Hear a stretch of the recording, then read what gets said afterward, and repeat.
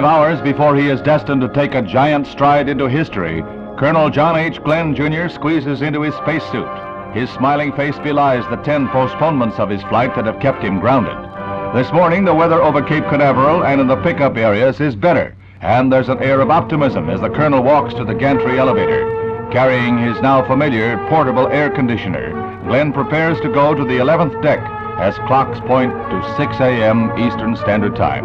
The skies are beginning to lighten, and a cool north wind rustles across the Cape.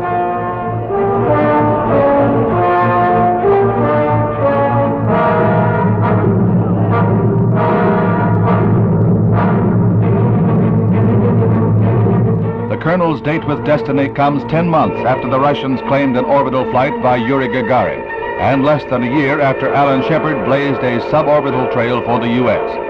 This is the climax of 3 years of training. This is the moment when the eyes of the world turn to Cape Canaveral. The Russian orbits were in a thick fog of secrecy.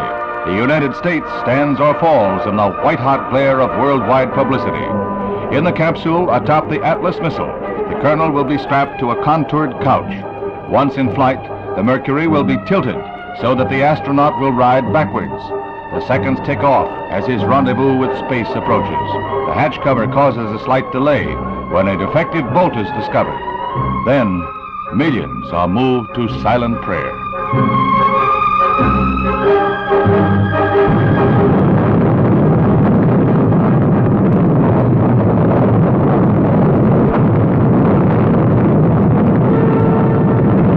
Everything is go. The takeoff of the Atlas, blasted aloft by 360,000 pounds of thrust, carries the Mercury gracefully skyward. The Friendship 7, climbing rapidly out of the Earth's atmosphere, exerts a pressure of 6 times the force of gravity on the astronaut.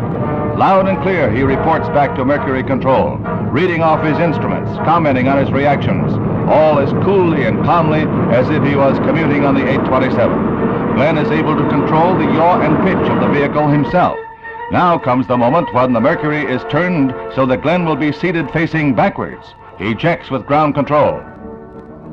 Roger, 0G, and I feel fine. Capsule is turning around. Oh, that view is tremendous.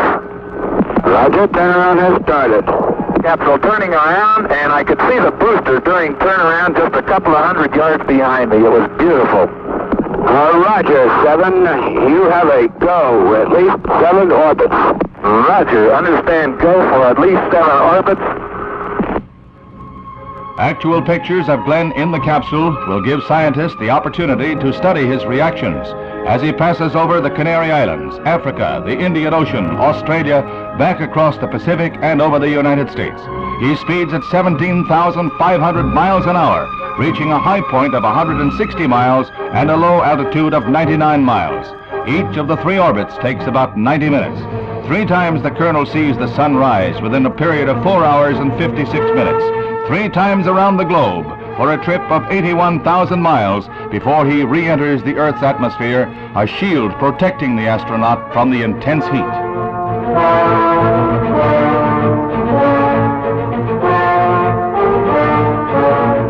The carrier Randolph is the command ship in the pickup area, but Glenn, instructed not to jettison his retro rockets, lands short of the carrier. Ground instruments indicated his heat shield was loose, and he was instructed to hold onto his rocket bank to help hold the shield in place. Right at hand, however, is the destroyer Noah, and she speeds to the capsule to take the vehicle and pilot aboard. Despite a few shaky moments among ground control personnel, Glenn is down, hale and hearty. With support cables attached, a pincer-like crane will lift the Friendship 7 aboard.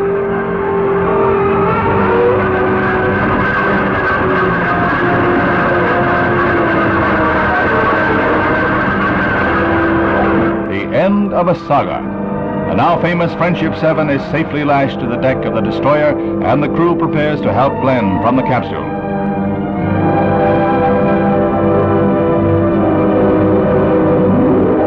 First, they attempt to help the Colonel from his complex prison through the upper exit in the mouth.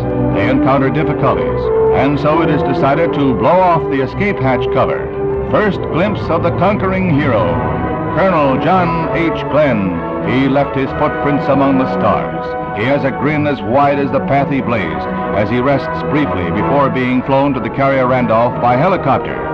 He is lifted aboard in a maneuver that looks more dangerous than the flight itself.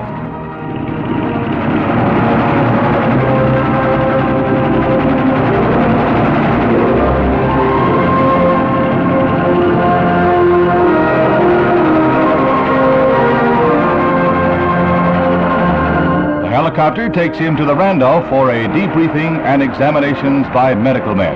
The copter no sooner touches down on deck than Glenn gets a preview of the congratulations that are still to come. On every hand there is jubilation. On every side, smiles and cheers. He signs over his precious log and instruments to the National Space Administration. From here, he goes to Grand Turk Island for further rest before the deluge. A deluge of honors a proud country waits to bestow on a brave man.